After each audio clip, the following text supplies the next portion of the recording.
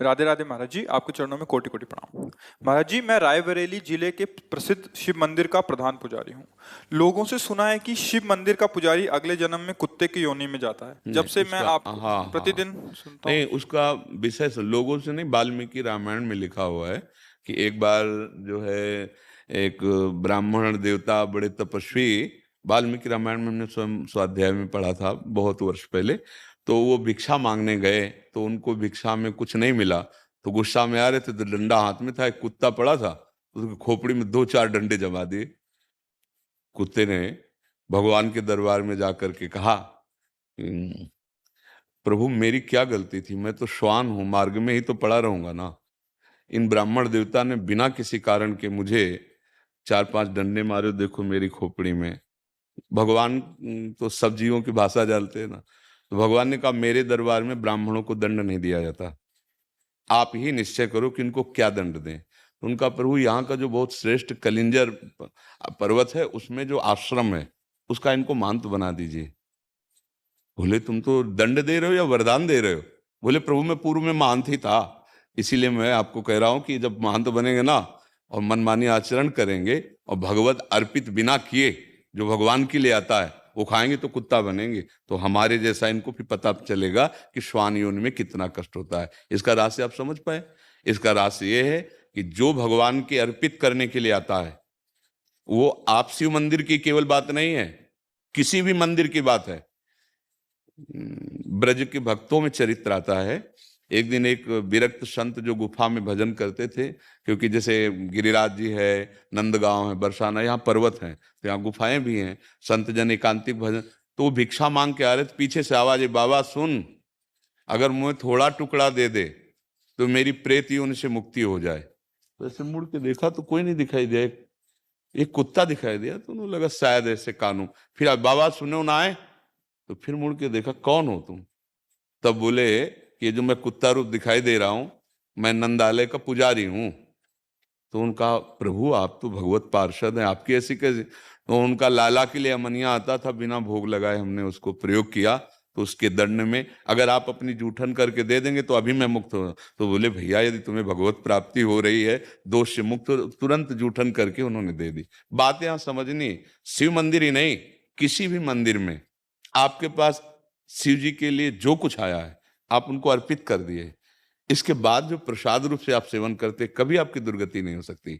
लेकिन आया मानो जैसे जो भी वस्तु आई वो आप उसे अपने प्रयोग में बिना स्वामी को अर्पित किए, फिर वो अपराध बन जाएगा। ऐसा नहीं है, हम उन्हीं के उपासक रहे हैं, उन्हीं के हैं।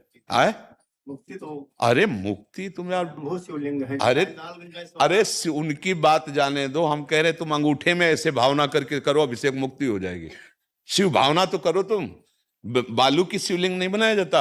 अरे यार कभी ऐसी बातों में, हाँ बात उसको अंतर की बात समझना। अगर भगवत अर्पित करने के लिए मानो हम कह रहे हैं किसी ने अमुक अमुक सामग्री दी जो भगवान के सामने अर्पित कर दी, और इसके बाद जो हम प्रसाद रूप से सेवन कर रहे हैं, फिर उससे कहीं कोई ऐसी, हाँ अब हम भगवान के लिए आया, शिवलिंग पे चढ़ा हुआ नहीं खाना चाहिए। जो ऐसे द्वादश ज्योतिर्लिंग हैं, नर्मदेश्वर हैं, भगवत स्वरूप हैं, इनका तो पाना ही चाहिए ना। हमारे पास तो रोज चरण, लगभग लगभग हफ्ता में एक दो बार चरणामृत आ जाता है, भगवान महादेव जी का भोग आता है तो वो रोज चलता है, हम तो रोज पर उनका प्रसाद जूठन पाते हैं। ऐसे नहीं, जो मतलब उस विधान को समझ, और ये अगर हम कहीं भी भगवत भावना करके उनका पाते तो दुर्गति हो सके क्या? कौन सा सिद्धांत है? भगवान हरि और भगवान हर में कोई भेद है क्या?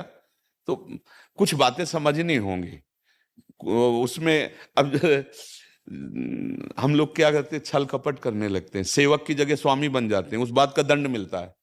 नहीं तो भगवान की सेवा करने वाले की दुर्गति हो सकती है। आप शिव पुराण की आपको कथा सुना रहे हैं। एक चोर गया भगवान शिव के मंदिर में, अब वो बेचारे के पास खाने के लिए नहीं था तो सोच रहा था क्या करूं कैसे करूं, ये शिव पुराण की कथा है। तो उसके पास कोई प्रकाश नहीं था कि वो मंदिर में देख सके कि कहाँ क्या है जिससे मैं खाने योग्य कुछ चुरा सकूं। तो उसने अपने ऊपरी वस्त्र उतारा और जला करके ऐसे प्रकाश किया। वहां उसको भगवान के जो कुछ आरती पूजा के पात्र थे वो उठा ले गया, मरा। जब मरा तो भगवान शिव के मंदिर में एक कुछ मिनट प्रकाश करने के प्रभाव से उसको भगवान शिव के सामने पेश किया गया। यमराज ने भगवान शिव के सामने कि आपके मंदिर केवल इतने पुण्य, वो पुण्य नहीं है, वो तो चोरी के लिए प्रकाश। वही कुबेर बना, पढ़ के देख लेना, शिव पुराण में लिखा है। शिव पुराण में जब उसको भगवान शिव ने कहा इसको राजा बनाया जाए, तब उसकी स्मृति जागृत हुई कि एक वस्त्र को जलाने के प्रकाश से मुझे राजा पूरे नगर में शिवालय होना चाहिए और हर शिवालय में अखंड घी का दीपक होना चाहिए। उसके परिणाम स्वरूप कुबेर पदवी में आज भी बैठे हुए भगवान शिव के मित्र बने। यार, भगवान शंकर जैसा उदार दाता और उसकी सेवा करने वाला नरक को प्राप्त हो कुत्ता बने। कहाँ की बातें पढ़ ली, किससे सुन ली? अब जब बातें रहस्य में नहीं आ रही, हम फिर भी कह रहे हैं स्वामी नहीं बनना है। स्वामी के लिए जो वस्तु है एक बार सामने उनको अर्पित करो और इसके बाद प्रसादे सर्व दुखा नाम हानि रस्य उपजाते। अरे यार, कैसी बात! मतलब यही समझ ना होने पर फिर तो जितने शिव मंदिर है, जितने शिव पूजा करने वाले, फिर तो हमारी तो शिव पूजा से ही उन्नति हुई है। हम शिव पूजा से ही आज जो कुछ प्राप्त कर पाए हैं, तो हम कैसे बात मान लेते? अरे आज भी हम उनका चरणामृत लेते हैं। और शिव जैसा हरि भक्त कौन और हरि जैसा शिव भक्त कौन? शिव जैसा हरि भक्त कौन? हनुमान जी बने राम जी के चरण है। देखो, गंगा धारण किए हुए श्री कृष्ण का चरणामृत तो है ना, और भगवान हरि रामेश्वर की स्थापना कर रहे हैं और वो कह रहे हमारे गुरु है, ये हमारे इष्ट है। इसलिए भाई, व्यर्थ की कल्पनात्मक बातों में नहीं जाना चाहिए। जो शास्त्र में लिखा है उसका कुछ रहस्य होता है, वो बिना भजन के नहीं समझ में आता है। शास्त्र तिजोरी है और जहां तिजोरी होती है वहां भूल भुलैया के कई मार्ग रखे जाते हैं कि वहां तक असली आदमी पहुंच पावे, नकली ना पहुंच पावे। तो शास्त्रों का रहस्य बिना तत्वबोध हुए या भजन किए नहीं समझा जा सकता। उसमें लिखा है उत्तर की तरफ, लेकिन घूम के वहीं से पश्चिम की तरफ जाना है तब वस्तु मिलेगी। अब वो अनुभवी है नहीं तो उत्तर की बात केवल करता रहेगा, पश्चिम को मुड़ने वाली पता ही नहीं। इसलिए कहा जाता है कि बिना गुरु के ज्ञान नहीं होता, बोध नहीं होता। तुम निश्चिंत रहो और भगवान शिव की आराधना करो और सेवक रहो। सेवक है, हम एक बूंद पानी भी उनको अर्पित किए बिना नहीं पी सकते। बस तुम्हारी जय हो जाएगी, कोई पराजय नहीं कर सकता।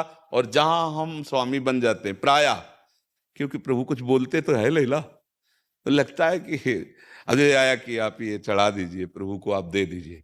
बिल्कुल ये अब वो हमारे बाप की वस्तु हो गई, क्योंकि हमारे स्वामी है ना प्रभु, अब उनके चरणों में अब हमारा सेवक अधिकार इन्हीं से चल रहा है। समझ रहे ना?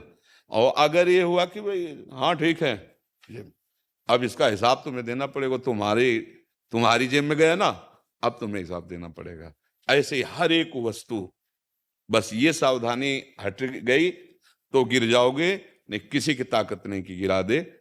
भागवतिक जीवन निर्वाह के लिए फिर कोई परेशानी नहीं, भगवद अर्पित जीवन ऐसा। फिर तो देखो, आप धामों में देखो ना। अच्छा, आप तो कहीं किसी एक पवित्र जगह का नाम ले रहे हैं, हम तो काशी की बात कर रहे हैं जहाँ घर घर शिवालय है। घर घर शिवालय है, बिना उनके भोग लगे, बिना उनका प्रसाद पाए कोई जी नहीं सकता काशी में। जैसे यहाँ कहीं भी भोग लगाओ जय जय श्री राधे बोलना पड़ेगा, महारानी जी का धाम है, ऐसे काशी भगवान शिव का घर है। कोई घर ऐसा नहीं जहाँ शिवालय ना हो, कोई घर ऐसा नहीं जो उनकी जूठन रखाता खाता हो। फिर सब क्या होगा ये जो आप बोल रहे हो? अगर सब हो तो फिर क्या होगा? और हर को मोक्ष मिलेगा। काशी नाथ का जो सेवक है वो मुक्तिदाता है, ऐसा खिलवाड़ नहीं है। और ऑर्डर डाले यार, एक चुल्लू जल में बिक जाने वाले महादेव जी है, उनके सेवक को ये भय हो कि हमारी मुक्ति होगी कि नहीं, क्या होगा कि नहीं, ऐसा नहीं सोचते।